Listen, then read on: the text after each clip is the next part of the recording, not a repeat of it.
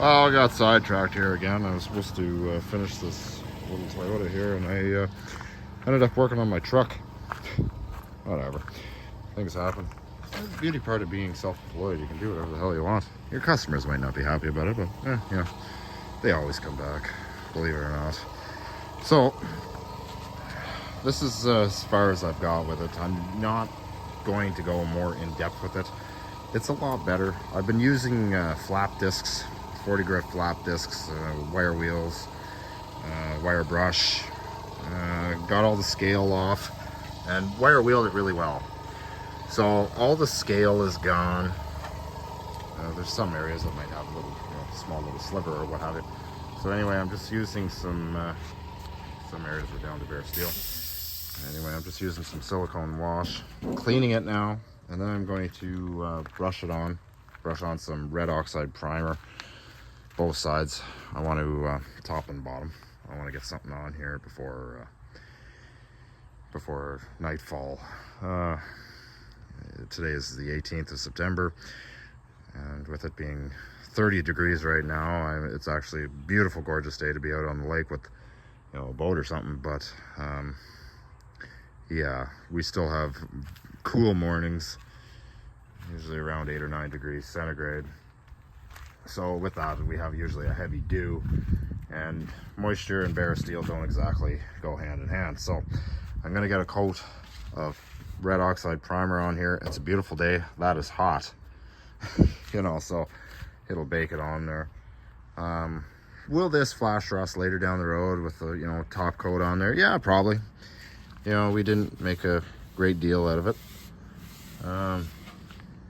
But we'll get a lot of undercoating on it, and I'm sure it'll be fine.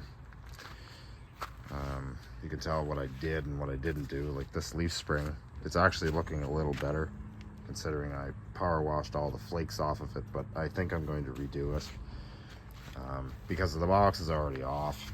Here's the box. The box has a few spots that are, they're solid, but there's like cracks in it. I can't put my thumb through it or anything like that, but I don't know, it's solid. So probably use some of those flap discs for the crossers, and then I'll throw some paint on there. Might use just the feather edger just to kind of sand this up a bit. I think I'm going to paint the whole thing. That'll be a job for another day. That's going to take a lot of time. There's a lot of area to cover there. A lot more than that anyway. That I'll be able to have done in an hour. And then I made a hole here, so I got to try and fix this. So this is technically the driver's side. The fuel door is there. So I'm going to try and make a patch. It is soft here because I kind of started putting my fist through it and made a dent in it. All in all, I mean, it's surface rust. There's some thin spots. But, I'll clean it up. I'll make it look somewhat decent.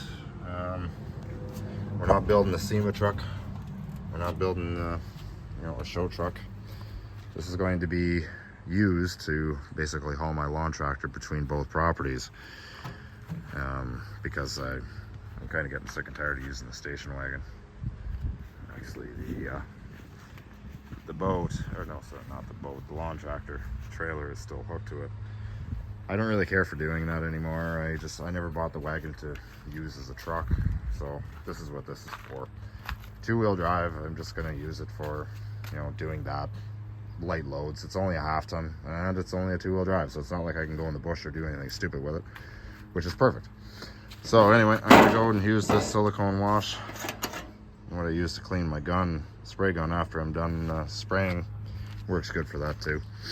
So it's a beautiful day for it. I'm gonna go ahead and clean this up, and then we'll get the primer ready and bake this on. It's 30 degrees right now, so it's a beautiful day for painting.